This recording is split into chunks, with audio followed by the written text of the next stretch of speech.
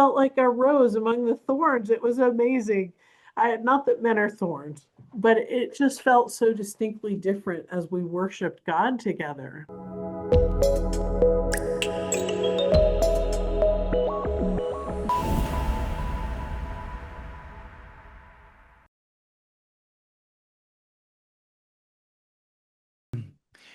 Thanks for joining us on Relevant Christianity. I'm Wayne Blakely. Today, I have an extraordinary special guest, Ann Edward. Some of you may be familiar with her from a name that she used to use, which was Ann Paulk. But Ann has been the executive director of Restored Hope Network for, I think, over a dozen years.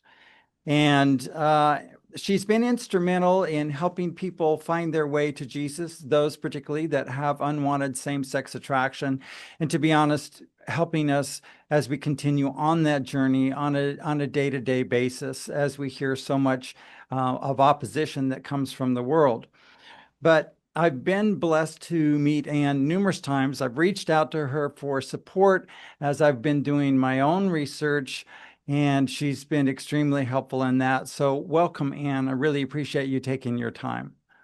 Wayne, it's a pleasure to join you. I'm so glad to have this conversation with you.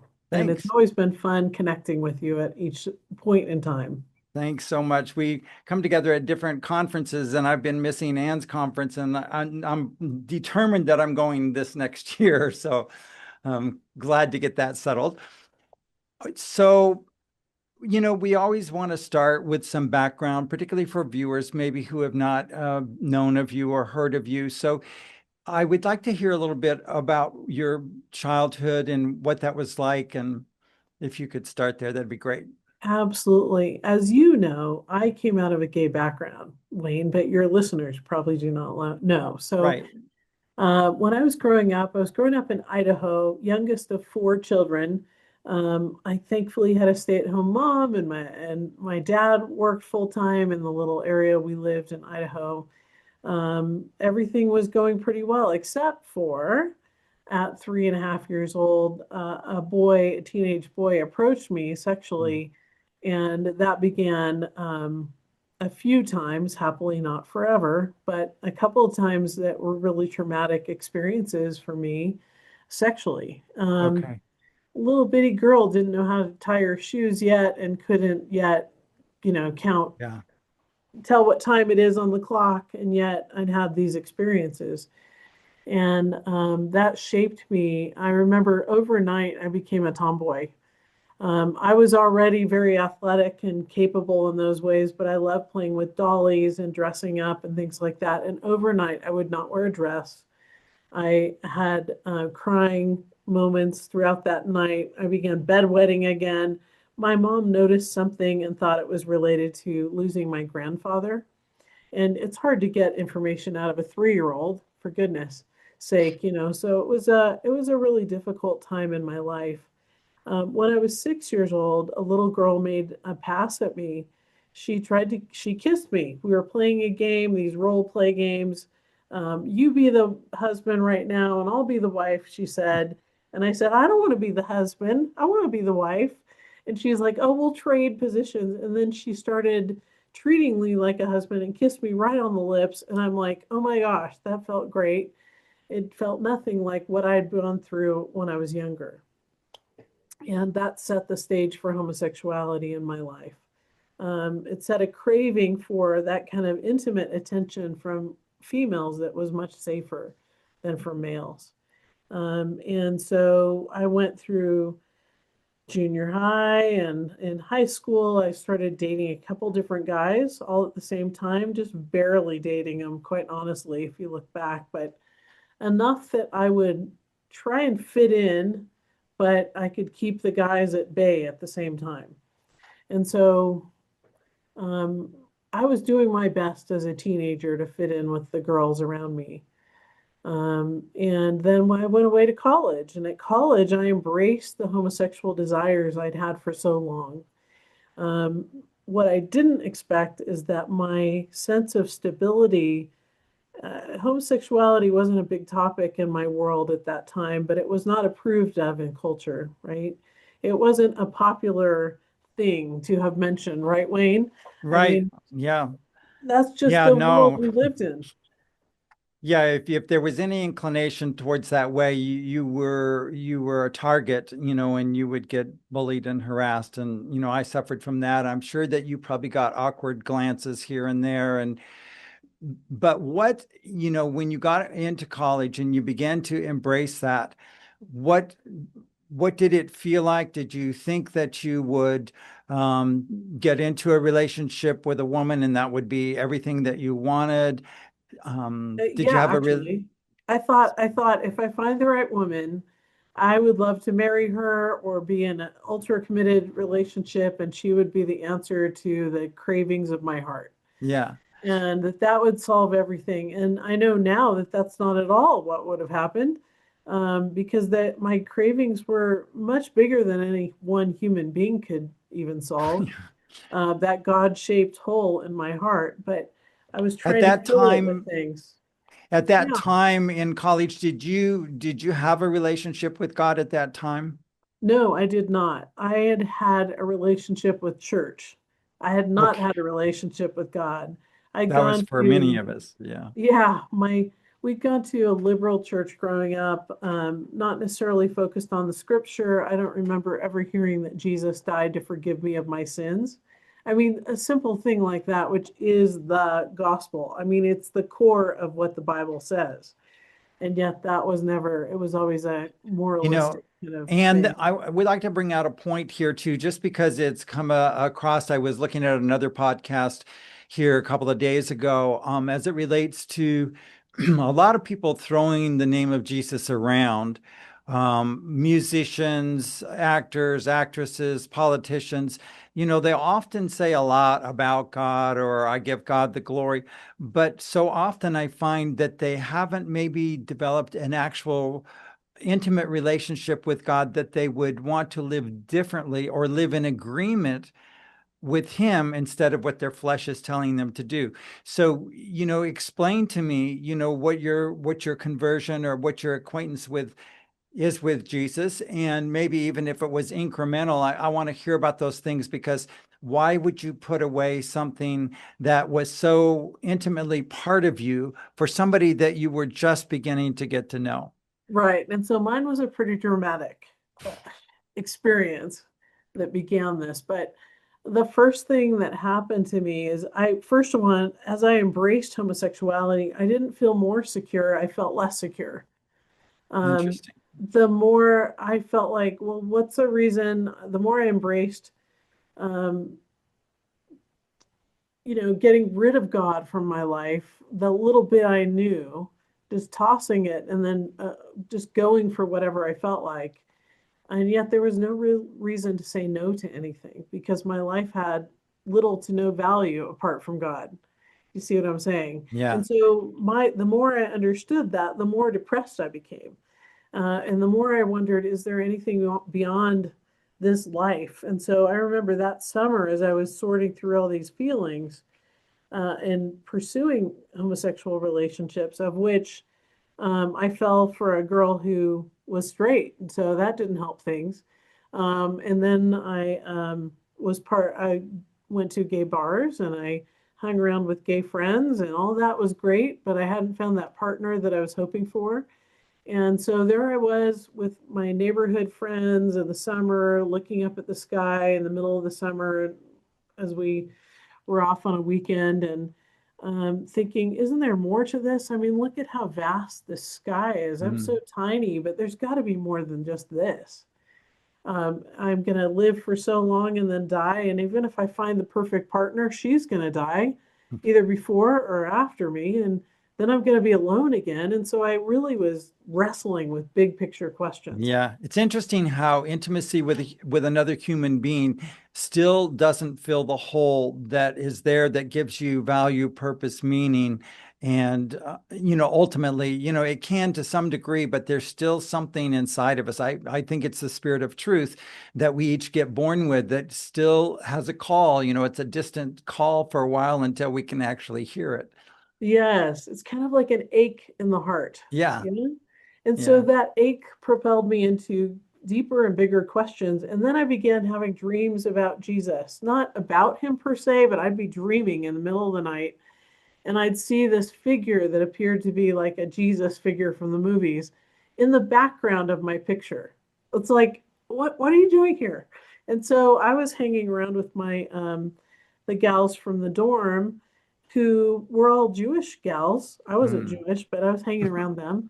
And I'd say to my jogging partner, "Hey, Jody, I had a dream and Jesus showed up in it." And she's like, "I don't know what to do about that, Anne."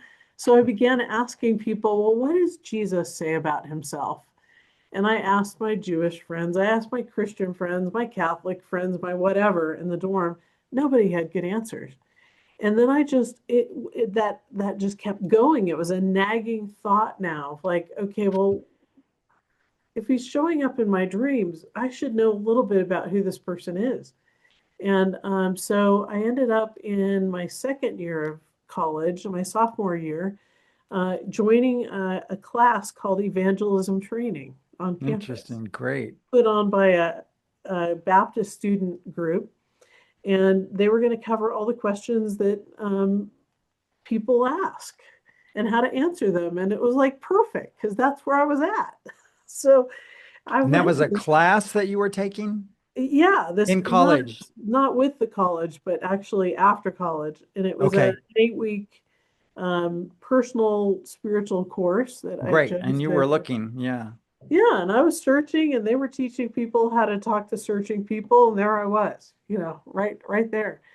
But at the end of that time, the answers the Bible had were much more satisfactory than macroevolution, for example. Right. If everything evolved from some speck of dust that joined to another speck of dust that joined to it, and then Yeah, finally a huge blob of earth, and yet how could that exist apart from a sun? And yeah, I mean, there's just a whole lot of questions. sure. But if we came from nothingness and there's no value to human life, and we evolved from some slimy creature that came out of a pond, there is no real right or wrong. There's no evil. There is no good. Right. There's none of the above. It's just a what is, right? There's no And hope.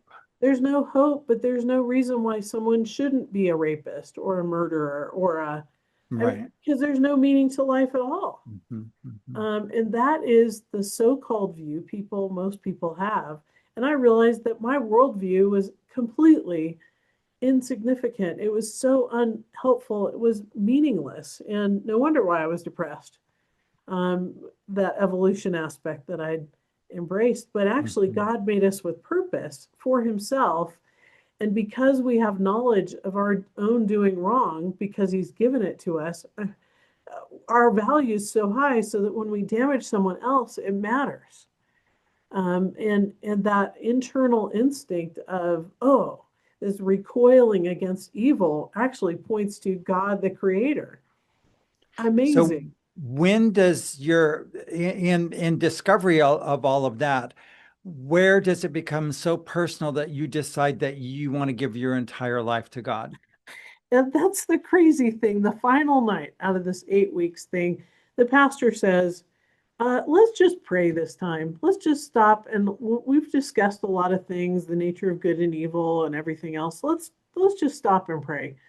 And as we're praying, I did what my little girl inside knew from my mom, just put your hands together and bow your head. And I did all the stuff I was supposed to do. I didn't pray out loud because I didn't actually know God. And in the middle of that meeting, I recognized that there was a person in the room I couldn't see. And that person was full of kindness and full of authority. And he was interacting with the people who were praying. And he just like opened my understanding to see it all. To actually, I wish I could have put my hand out and felt it. It felt Mm. like that, like I Mhm, knew God mhm. was in the room. I just knew Wow. it. That's the presence of God. And this Yes. person was amazing. And why is he not in my life? But he wasn't in my life. He showed me that there was a void around me, that he wasn't interacting with me in that way. He showed all of that. And so I told the pastor afterwards, I said, hey, I'm a lesbian and I want that for my life, et cetera, et cetera. And my hope is I find a girl that, whatever, and make a life with her. And but here's what I experienced. And I told him everything. And he didn't like panic. He didn't, he just said, Anne, I can see God's drawing you. And he was so right. God was drawing me. Mhm. And I can see you're not yet ready to surrender your life to him, because to do that means, and he counted the cost for me. He said it out loud. He said, your hope for finding hope in lesbian partnership, God says, no, that's not okay. That's actually sin. That's rebellion against him and against your design. And I said, okay, well, you're right. I'm not ready. But it only took a couple more hours. Later that night, I couldn't hold off anymore. I was like, are you kidding? I'm going to turn down this incredible person when that is way better than anything I've ever experienced. Are you kidding? So I turned my whole life over to him that night, and I was filled with joy. My What eyes came alive. what about the people around you that knew you as being lesbian, and now Yeah. you're considering Jesus, and you're saying that you're not believing you're born this way, that you can be reborn in Jesus Christ? Are you beginning to feel like they are against you, or they're falling off, or what was your interactions Well, like? I had several different interactions. One was with a dear friend of mine who was one of my Jewish friends from prior. She was on the rugby team, also identified as a lesbian, and she got me to go to rugby. And so she was expecting me to keep doing rugby. But this experience had just happened. And so I was like, I guess I've got to go tell her why I can't go to rugby.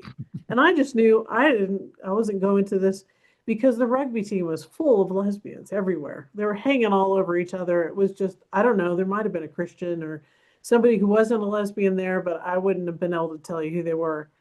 And so I went over to her apartment and I told her that this Jesus thing just happened. And I was just overflowing with joy. And she's like, Anne, I think I'm done talking with you right now, Oh, so I'll catch you later. So she oh, dismissed me and I left. But I had a Hindu roommate directly who shared a room with me.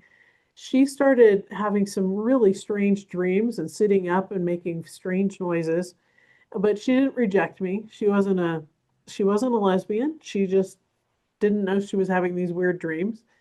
And then I had one who was a Christian, one who was a Jewish roommate, one who was American, Native American. So I had a variety of people in my world at that time. The lesbian friends really dropped off. They didn't really want to have a whole lot to do sure. with me Yeah. because I was bursting over With with love for Jesus. Jesus. One was very mean. I was still doing the rowing club. And so I was on the crew team for the women. And one of the gals was one of the leaders, and she was a lesbian and she hated Christianity, hated. I hadn't told her anything about what had happened in my life, but she started swearing and saying all these nasty things about Jesus. And I felt like I could shrink into the back of the car and just, if I could have gotten out, I would have, but I couldn't. We were on a freeway. And so, yeah, I had circumstances like that, and I was just dumbfounded. I didn't know really what to do about it. I just looked like, okay, Yeah. but I can't deny Jesus, and well, too bad for you then, you Yeah, know. so for someone who's watching from a standpoint of skepticism, if you identify as LGBT, the more you become familiar with God and the more He works in your life, the the excess begins to fall off. The stuff that you once believed in is worth putting aside because you're experiencing something greater. And we can't give that to you. Only God can give that to you. Right. But we're here to share why Jesus is worth it. And so, Anne, here you are, you're in this process, and for all of those who are against change or say that change is not possible, you can have just listened to Anne for these first few minutes and begin to see that change is taking place. For anyone that comes to Christ, change is inevitable. So all things are possible through Jesus Christ. So tell me now, you're getting more and more familiar with Christ. The probably the biggest or most popular accusation that we get of leaving an LGBT world and coming to Christ is that all of a sudden you woke up one morning and you found yourself heterosexual. No. No, I just realized that I had a higher value in Jesus. I didn't know what to do about all the feelings or why they were there or anything. I knew nothing. All I knew is that when you compared my lesbian desires to Hmm. the incredible gift of God Himself, He was worth more, Amen. clearly. And I was depressed with the whole lesbian thing, even trying to find a partner, but it wasn't just about the partner, it was about the whole worldview. It just had nothing to offer. And God had everything to offer. And so Amen. I went with that.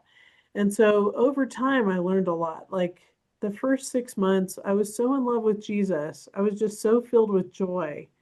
6 months is a long time to be in a honeymoon phase, but I Yes. was. Yeah. I didn't have any desire for same-sex relationship or anything Yeah. at that point. I can relate. Yeah, so after that, though, I began to want to have a best friend, and I had friends, but Mhm. I wanted a best friend. And so began developing that, and then feeling like I just knew so little about my emotional well-being at that time. I didn't know about the how that best friend aspect could easily morph into homosexual desire for women in particular, but probably for men as well. Yeah. And the closer I got to one gal who was a dear friend and I'm still friends, but she's passed on out of this world. Um, the more I felt those feelings again. And then I had to do something about that. I wanted to go, well, wait a minute, they don't fit here anymore. That doesn't belong in me anymore, but I don't know what to do with it. So I went to a counselor at near university where I was. He was a pastor and a counselor, trained counselor, therapeutic. And I learned a couple things that were helpful, but it didn't really help a whole lot. Like I began to work through that pain from early on when I was violated Mhm. sexually. And what it did is unearth the pain. And it didn't resolve the pain, it just unearthed it. And then I was like, oh no, what do I do? So I think in a supportive environment where you have a lot of people around you and you've got a good basis of people who can help nurture you after something's uncovered like that, great. If you're going Yes. to uncover pain when you have no support really in place, that's a bad idea. So later on, I was able to walk through those things, but right then it was too early in my walk with Jesus, and I just didn't have the support I needed for that time. So I kind of put that stuff aside, continued to struggle with homosexual desire, but not act on it. And then eventually, about 4 years into being a believer, I fell into a homosexual. I just went right into it. It was an opportunity that came up, and I took it. And it seemed to offer what I was craving from youth. And then I realized I was hurting God's heart.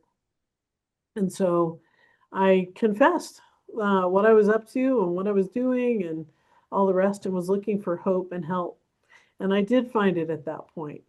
So it was a couple years later, honestly, where I ended up in a lesbian relationship with another Christian. Um, and and then unfortunately it took that to really get me into a growth pattern. But then I really, really did grow. I really God began is to so understand. patient, because all these changes, they don't Yeah, just happen overnight, like you just shared, that you come to get to know Christ, but in the process of getting to know Christ, you still make a turn in a different direction.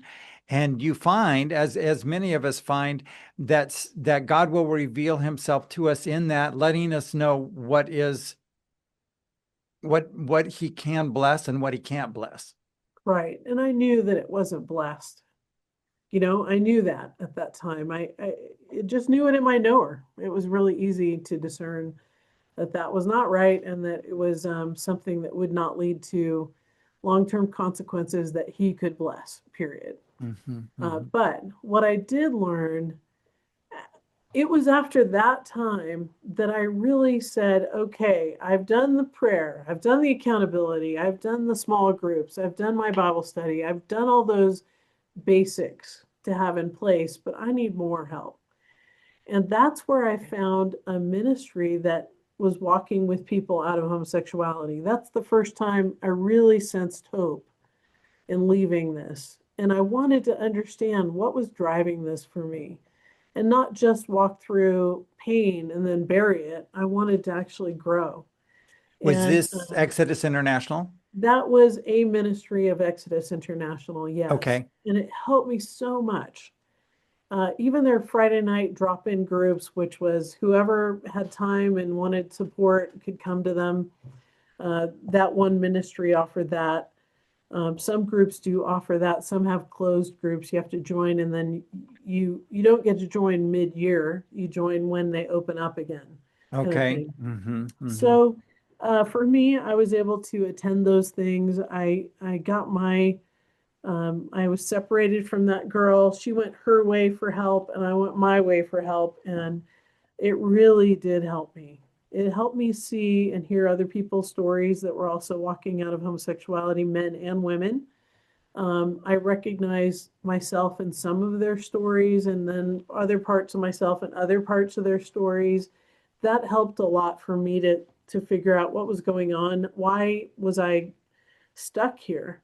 And then simple things like I remember, just my relationship with my mom was okay, but not great. I kind of rejected her version of femininity.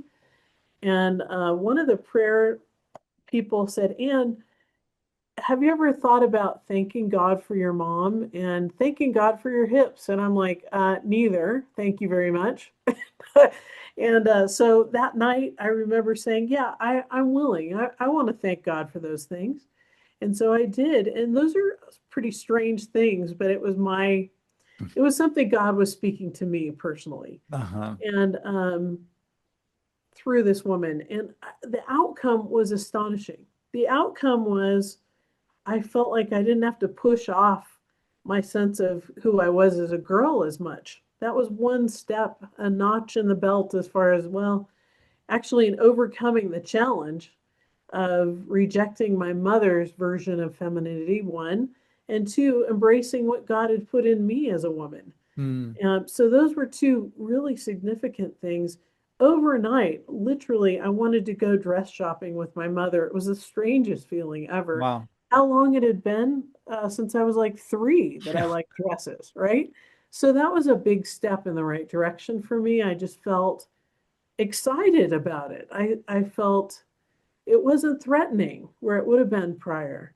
And then over time, over the next 3 years, I'd be working through forgiving the fellow who had violated me, not to release him from consequences, but rather to Sure. free me from Yes. consequences Yes. of his behavior. And at that point, huge things began to happen, Wayne. I knew that I couldn't forgive this guy from my heart. I knew that that ask was too big for me to produce, for any human being to Hmm. create feelings like that. So I offered that to God and asked Him to do it in me. And of course, that's what He was waiting for. And out of that, I felt good. I felt secure as a woman. I felt confident as a woman. I felt I appropriately rejected the violation that had happened Yeah. earlier, Yeah. but I was freed from it. And Amazing. that allowed me to grow into the woman that God yet intended me to become. Amen. Wow. So, That's anyway, huge. I don't know if you want to ask any questions about that or Well, so let me ask you this, that so we've got some more ground to cover here, but for those even today who have given their lives over to Christ, who once lived openly in the LGBT world, there are elements that still can come about as it relates to temptation. Do do you experience any temptation today? And, because I have a friend of mine, a colleague of mine, who said, I was baptized, Satan wasn't. And so I see that while we have claimed Jesus, the enemy is still trying to claim us, and he's not going to give up. And Jesus was tempted all the way to the cross. But what's more important is what people are doing with their temptations and in the Right. walk, in the struggle. Tell me, like, what thought processes are going through your mind as you're going, well, I still see women as attractive, but I really, Jesus is pulling you more in the other direction. Yeah, some interesting internal heart and mind things began to happen for me that were been really helpful. Yes, I can deal with temptation today, absolutely, of all kinds.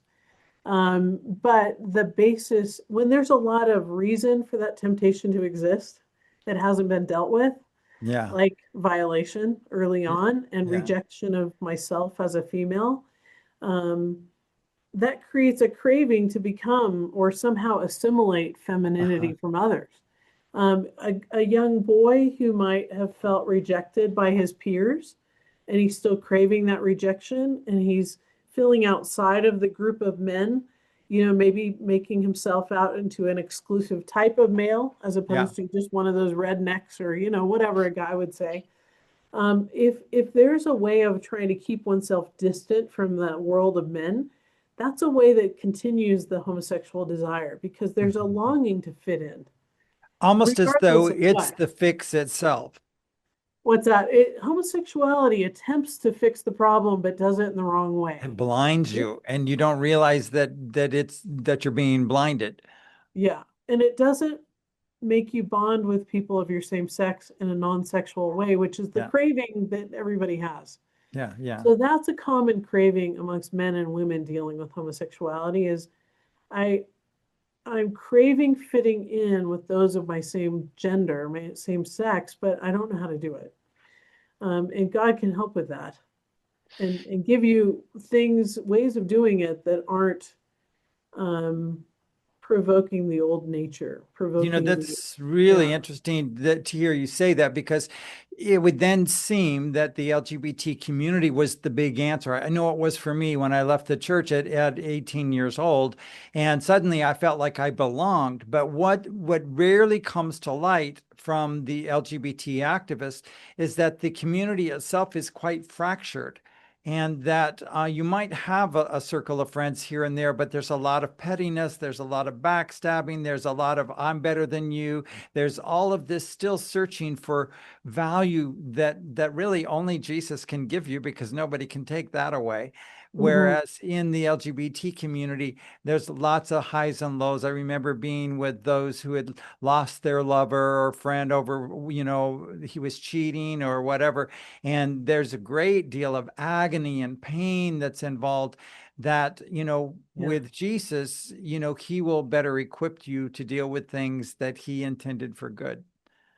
Yes. And that, do you think that there's a common denominator amongst all the different homosexual relationships in the community? It's underlying pain. Yeah. It's And their just like huge a desire to anger be and loved. pain. Yeah, huge, huge longing to be unconditionally loved. Yeah. Yeah. And there's a lot of anger and there's a lot of pain underlying the Yeah. homosexual Now, uh, you people became in the. more Yeah. intrinsically involved with Exodus International at some point. Is that right?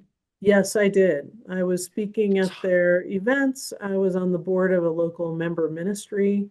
I ran a women's group for women, but because God had equipped me to deal with temptation as well.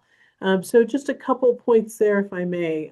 Yeah, I would like you to share those points. I interviewed Joe Dallas here a few weeks ago, who also Mm, was intricately involved with Exodus International, and yeah, he agreed too that there's been lots of skepticism, a lot of people in seeing the fall apart of Exodus International, and those that thought the focus. I know when I became familiar with it when I came to Christ in 2009, that it seemed like there was this huge emphasis on um, getting married or developing a heterosexual relationship. No But then bother. there are those two that I also talked to who were having a relationship with Jesus Christ, and they had the right prescription for coming to Christ. And so if you can give me the landscape of what Exodus looked like. Exodus International was mostly singles. It also had a number of people who are married. Um, my primary experience was before 2009. So I was a stay-at-home mom raising my little ones from 2003 on.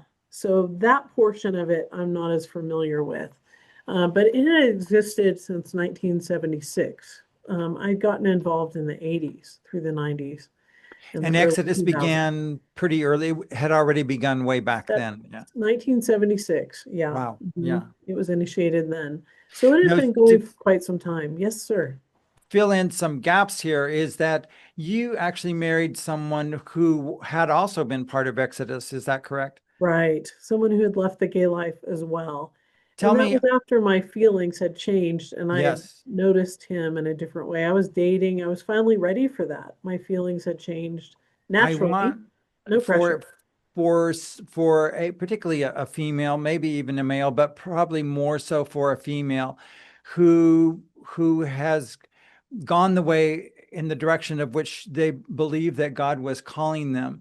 Then all these things begin to unfold. Tell me what it was like getting married, what it was like having a family, what it was like having a husband in the initial stages of your marriage. Well, this went on Yeah. for, I think, like 20 years, but I want you to tell me the whole Yeah, it story. was 21 years we were married.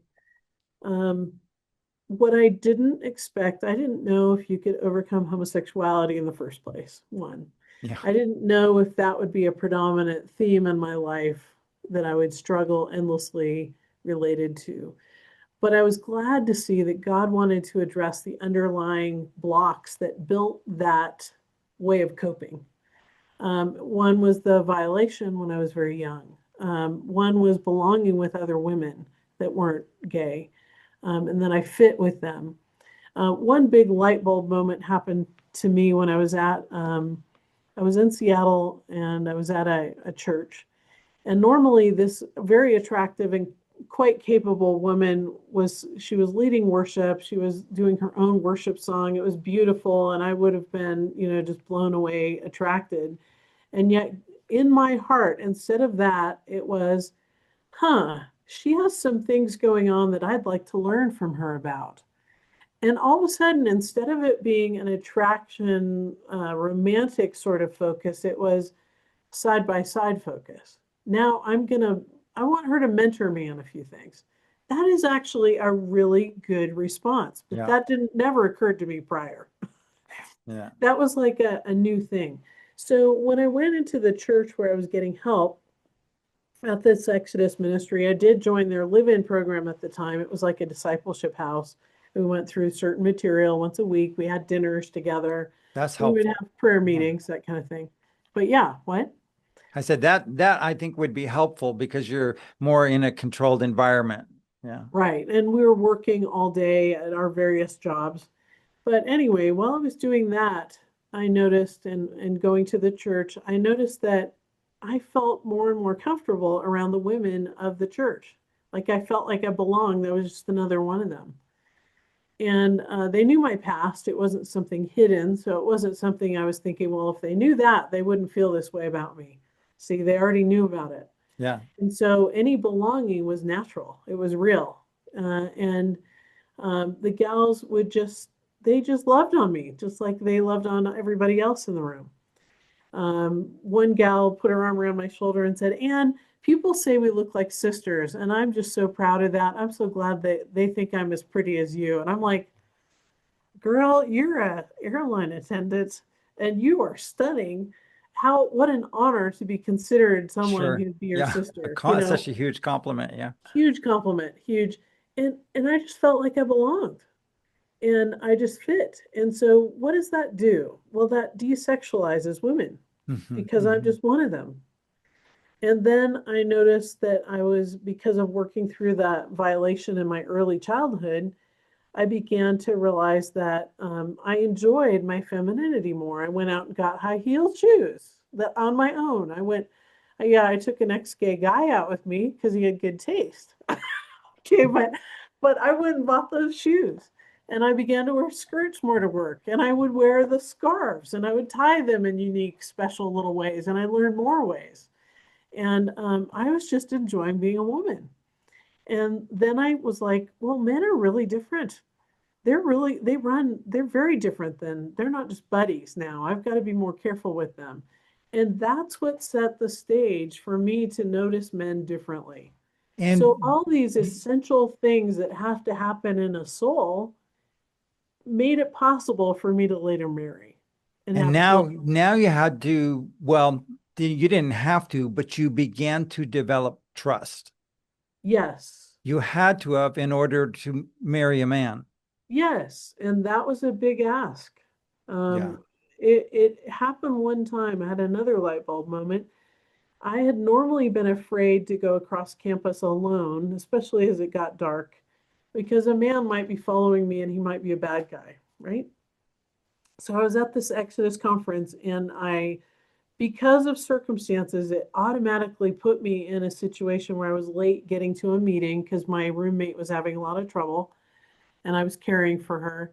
And I was walking into the meetings alone, but across a dark campus, walking by myself. Hmm.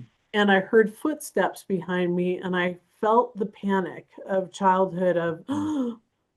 something bad. I just took my breath away. And I remember thinking, okay, you can either flee or you can turn around, let this person walk past you, and then feel comfortable walking the rest of the way there. And I decided, well, I'm just going to pull aside and let him walk past me. And sure enough, it was a guy. And the guy was a ministry leader with one of the Exodus groups. And he said, oh, hi, Ann. And I thought, oh, I recognize you now. He said, let's walk in together. And I said, sure, that sounds great. So instead of fear response, I had a trust response. Mhm, mhm. And then when we were in there, I joined with his group, which was all men. And I felt like a rose among the thorns. It was amazing. Not that men are thorns, but it just felt so distinctly different as we worshiped God together. I Yeah. felt kind of like a princess, I suppose, amongst these men who were thrilled I was there with them. And that changed a lot of my view. So there were a bunch of different experiences that I would not have been aware of or even clued into that I needed, except that God directed these steps. And He set the pathway for me in the future to be interested in men and then to recognize all the men that have been in my life who are actually really good examples of men, from my father Mhm.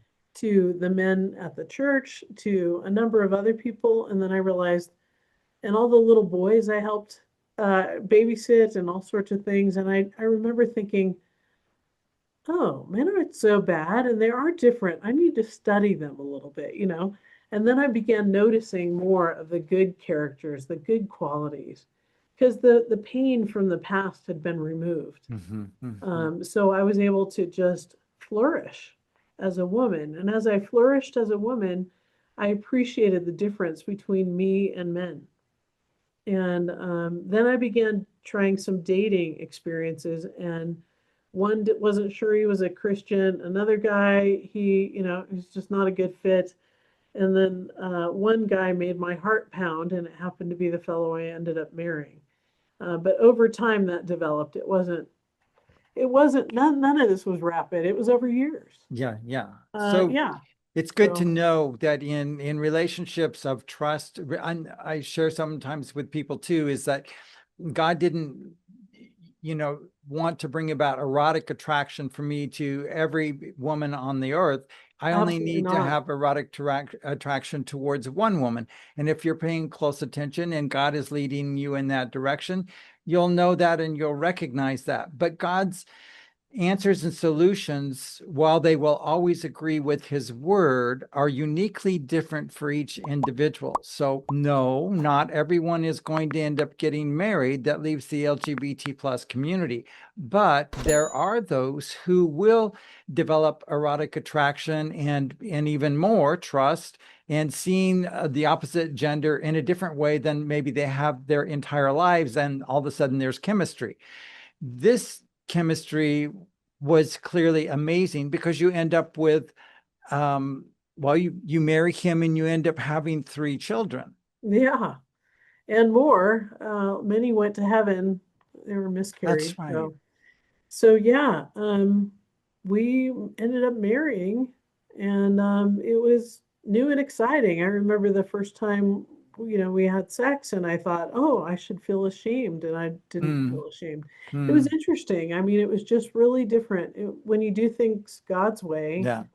there are certain blessings that come along that you didn't even think to anticipate. I Yeah. mean, I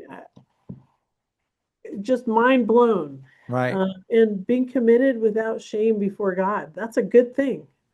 And That's what he wants all along for us. yes. And just because we still have a lot to cover in the length of the podcast and everything, I'm jumping forward just a bit, but just because you give your life over to Jesus doesn't mean that everything is going to be smooth. In fact, some of us, or probably largely Christians who give their lives to Jesus, find a maybe more tumultuous terrain because the enemy is still thinking this world is his, and God is still looking for those who will serve him on this earth and with the promise of the new earth. And so tragically, in the midst of this marriage where you have put all your love and all your devotion into a man who has made you think differently about men, what happens? Well, very sad things happen. He is flirting with the old, with his past partners. He gets involved in some degree of, yeah, I don't want to get too much into his story because it is his. Sure, It not does necessary. impact me deeply. Yeah. But basically, he began to act out homosexually in different ways. Um, and what happened out of that is, of course, you're breaking your marriage vows. And so confronted several times. One, God outed him. Another time, I realized what was going on and he needed help and he got counseling and he got this, that, and the other. But his commitment was to the old gay life. And so that's where he is today. You were Um, quite patient through that process, as I yeah, it was a recall. long It process. wasn't just, a couple of weeks or a couple of months later, and you said, this isn't working. You were at this for a couple of years. Probably good 5+ years, yeah. Yeah. Well, I felt like for my family's sake, I needed to do everything I could. Yeah. I wish that he'd felt the same. Amen. And Clearly we it can keep wasn't. praying for those. God is not finished. God can Yeah. still work on someone's heart unless, they have totally resisted, the Holy Spirit. Yeah. But you did end up with children. God blessed you with those children. I know you love them dearly, and I believe you have grandchildren. I just became a grandmother Yes. in July, so very exciting. So Yes.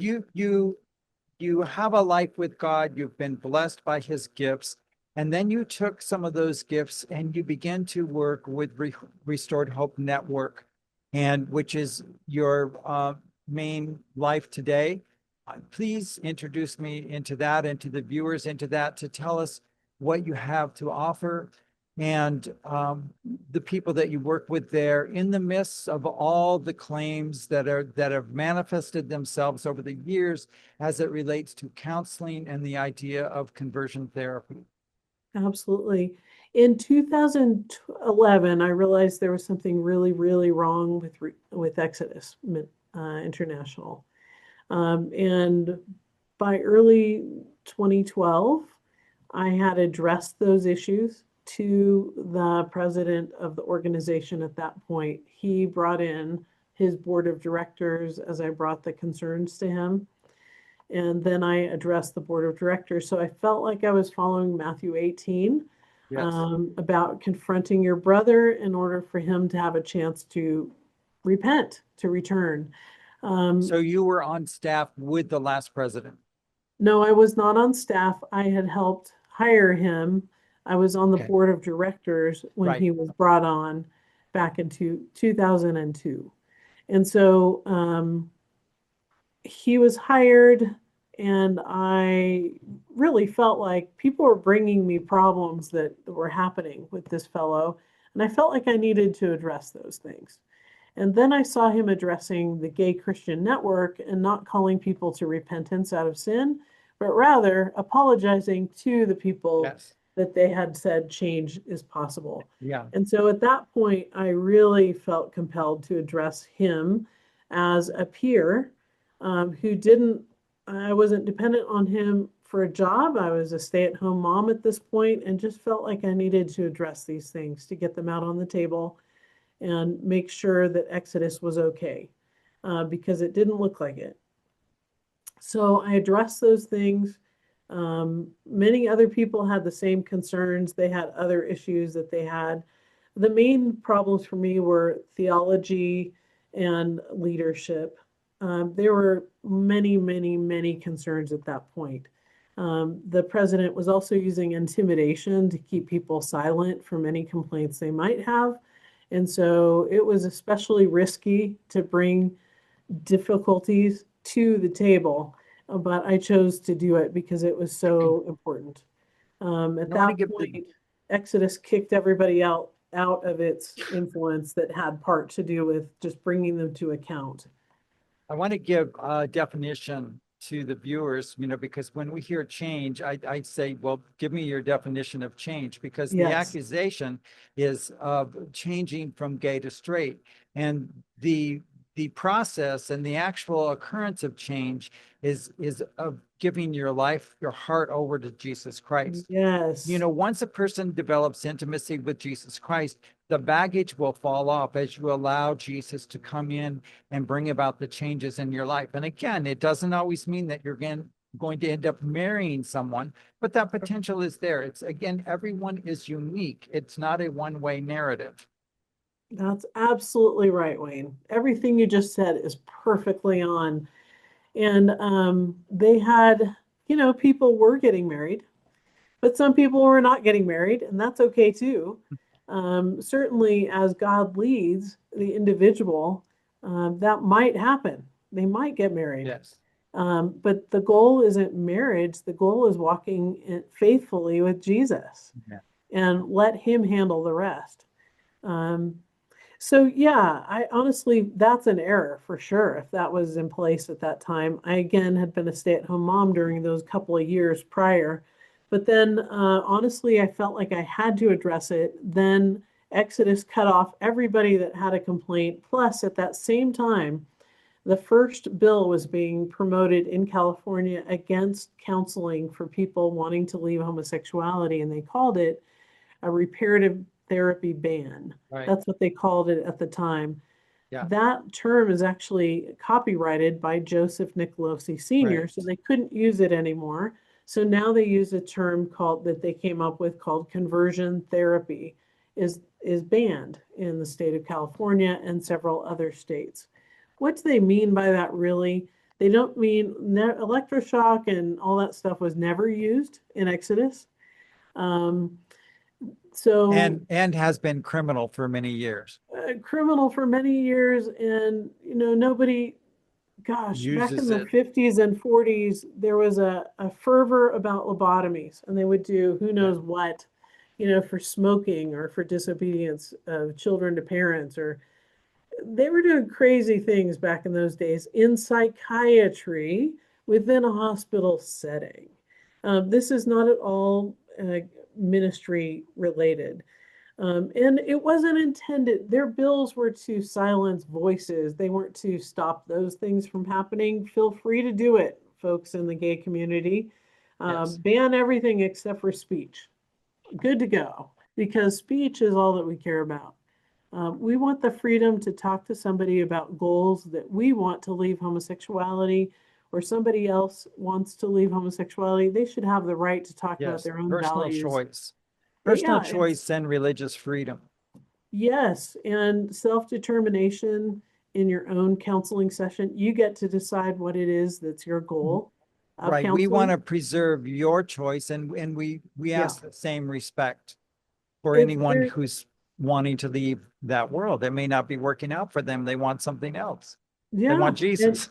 that's right. And it's your freedom to pursue counseling in accord with your faith, whether that's who knows what, and whatever your high values are. And if you want to go to a gay affirming counselor, that's your right. But Right. there's no right to remove that from others. That's right. If they don't want to go into homosexuality, they want to walk out of it, they should have the right to do that. There have been some claims, Wayne, where people have said, well, okay, that makes sense, except for people who go through change are more likely to be suicidal. Right.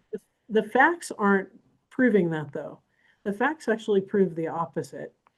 What they did with it's a generations study that was done using also UCLA's Williams Institute research group. Okay, but they asked people, a large number of people, leaving homosexuality if they were more suicidal or not. And the people who were wanting to leave homosexuality without help were more suicidal. That's not a big surprise. What they did ask and did not report on was if they wanted to leave homosexuality and were suicidal, they got the help.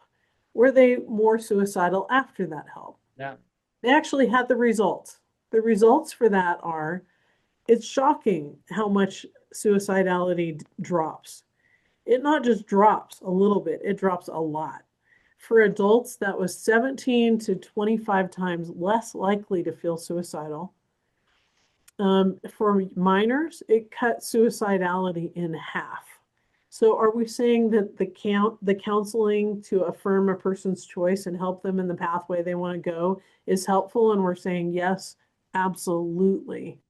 And what they're doing is harming people by trying to cut off that route of help. What's important for people to know, onlookers or parents or people who are looking at statistics, is that the Christians, well, I even refer to here the Trevor Project, who will make the claim, and when this particular podcast will get flagged. The Trevor Project is the only agency that I know of throughout the entire all of YouTube that will be able to flag something with a warning. And you will see a warning on this podcast talking about the dangers of conversion therapy. It's not Christians that brought on the danger, but what you'll find, because God is not for anybody's suicide. God is a loving God. God is about wanting to extend your life eternally. But Right. but a lot of these people, a lot of clients that go and seek counseling had suicidal ideations long before they entered into a church environment. If anything, coming to Christ, which involves a surrender of self and wanting to walk with Christ, is something that is client driven. It's something that a person has to have those goals themselves. They might in the process decide this therapy is not for me, that they still want to remain LGBT, and they may walk away, and they may also be suicidal still. But if you don't want to engage with what God has to offer you, well, then you will have results on your own as you walk away. But it certainly doesn't come from the counselor or from Jesus himself. Right.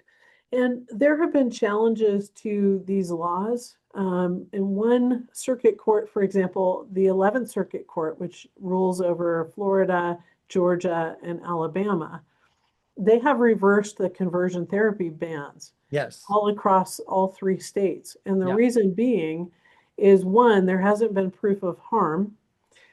Two, what we're talking about here is just talking with someone. That's It's right. speech. It's a form of speech. Your ability to talk back and forth with a counselor and a client. And that's all we're talking about. And so, or speech with a pastor, or speech with a layperson, or speech with a family member. Speech is what we're asking to be protected. And speech has no special carve out with the US Supreme Court. Professional speech is not eliminated by becoming a doctor. Um, so professional speech is protected under the US Constitution. Now, is counseling or is talking back and forth in a counselor's office, is that considered conduct, professional conduct, or is it professional speech? That is the crux of the question that's brought before the U.S. Supreme Court. So, in several different circuit courts, the Ninth Circuit Court, for example, which judges or rules over California, Washington, Oregon, and Hawaii, I believe. I think they might also have Alaska, but then the Ninth Circuit Court is the most overturned circuit court of the entire nation. They have ruled that talking back and forth in a client's in a professional setting in a counselor's office is considered conduct, not speech. It's considered conduct. And based on that, they can rule over conduct in each state. And they have said that that conduct of having that speech between a therapist and a client, even though both want it, is not allowed because it is conduct that they can rule against.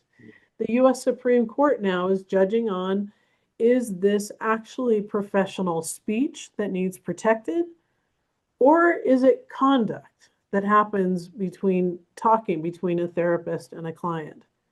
Because all we're talking about here is talking. In my opinion, it should be ruled that it is speech and it should be protected, just like every other professional speech is protected. So talk to me about how so conversion therapy, again, in quotes, uh, from activists. So Christians are quite silent on this out of ignorance. I don't think a whole lot of willful blindness. I think it's really a lot of genuine ignorance. But those who have been pushing the agenda politically have been LGBT activists all around the world who go to city council meetings that you may not even know is taking place. You may not be paying attention to it. And the next thing you know, a bill is passed, a ban is present, that you can't even take your own son or daughter who is questioning whether they're male or female, for crying out loud. I mean, that's something that was so basic, in all the years preceding this, up until this moment, that all of a sudden what's trending is that just by mere thinking or suggestion, not so much even out of the abuse element today, but social media is bringing on so much of this, that you can't, as a Christian parent or any parent, can't go and seek counseling for their child in 23 states of the United States. Right, and that is part of the conversion therapy bans. They had embedded in the ban itself prohibiting somebody from getting counseling to leave homosexuality, align with their bodies. So if the child is considering himself a female at school, that cannot be challenged in counseling settings. That would be a conduct taken by a therapist, not a point of speech or a worldview perspective. No, that's considered conduct that they can regulate. So bans have been passed all over the place, but they are definitely being challenged by this U.S. Supreme Court, Childs versus Salazar. Right. And we expect there will be a very helpful ruling that will come out of this for families, for individuals. Yeah, I pray so. For all of that, for parents and the kids who are being indoctrinated into transgenderism these days. So as you're well aware of, I'm in the third year of research and producing a documentary on the topic of conversion therapy. And I have traveled the world speaking with those who have identified as LGBT, those who have left the culture to find out that they want to live differently, to talk with counselors, to talk to pastors, to even talk to an LGBT activist. I found that in Victoria, Australia, it is actually criminal to pray for somebody who is LGBT. Now, there's only one case in the world right now that's being prosecuted on a breach of a conversion therapy ban. But it only takes a rebel activist to go and look at the fine print on these bans. And no one has been arrested yet in Victoria, but the activism is wanting to make this criminal everywhere. So it's really wonderful that this case is going before the Supreme Court, which could turn around and give rights to people, human beings, to exercise their own personal choice and to preserve our First Amendment right of religious freedom. If it's not for you, turn and walk the other way. I mean, I totally get that and understand that. I lived in the LGBT world for 40 years, but something that's trending right now may not trend forever, and you may find yourself one day wanting to make a different decision than the one that you've made today promoting all this activism, and I want you to have the right to be able to change your mind. And tell me about what Restored Hope Network offers, and are you able, I know there's a conversion therapy ban in Colorado. How do you deal with parents who are coming to you heartbroken for their children? What solutions can you offer, and how does somebody get in touch with Restored Hope Network? And I know you had some resources. Absolutely. So we have many parents groups, two of which are right here in Colorado Springs. One of the two is virtual, the other in-person meetings. So we do have support for parents who have a loved one who's identifying as LGBTQ.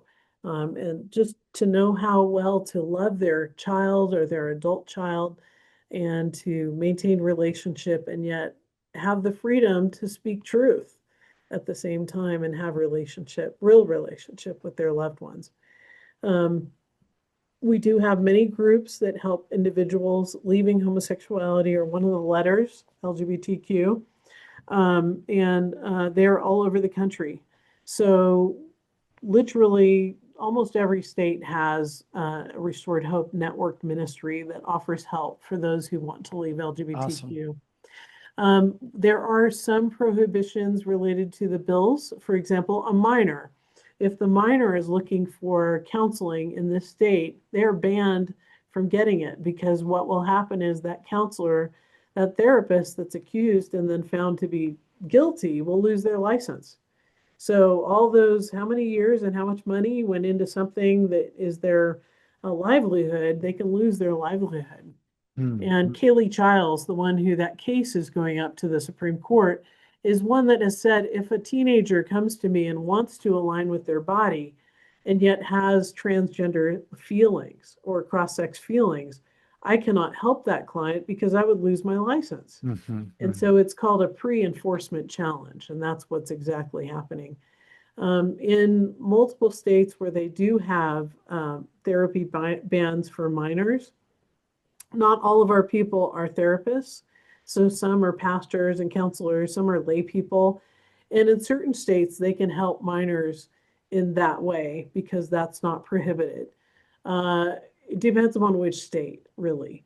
But as far as adults, there is no ban on adult receiving care. And so we're here for the adults, we're here for the parents, and we do what we can to support people in their God-given rights to pursue the change that they would like. But that's who we are, and we do have the care on the ground. I'm the headquarters lead, but everybody else is doing that important work on the ground. I'm trying to keep track of what's happening with the law and what I believe is going to happen. Yeah. And from all the legal groups I'm listening to and what they have been stating, it seems pretty clear that there is a likelihood of overturning the conversion therapy bans across the US. Yeah, Just I because hope it's a so. speech issue, it's not a conduct issue. Yeah. And we're watching a case, out of Malta, just below Yes, Italy. And this is where Matthew Grech has been on trial for 2.5 years now. And a lesbian, well, not just a lesbian activist, but also an official within the government there came out against Matthew simply for sharing his testimony and then turning around and calling that conversion therapy. So speech really is being limited. The right. verdict on this case will be October 29th. I hope to be there for the verdict and to film the reaction from Matthew, either way this goes. But I think that the magistrate is probably watching very carefully around the world and also knowing that whatever she decides may be a precedent for others. So we're praying that she will come to the right conclusion on this.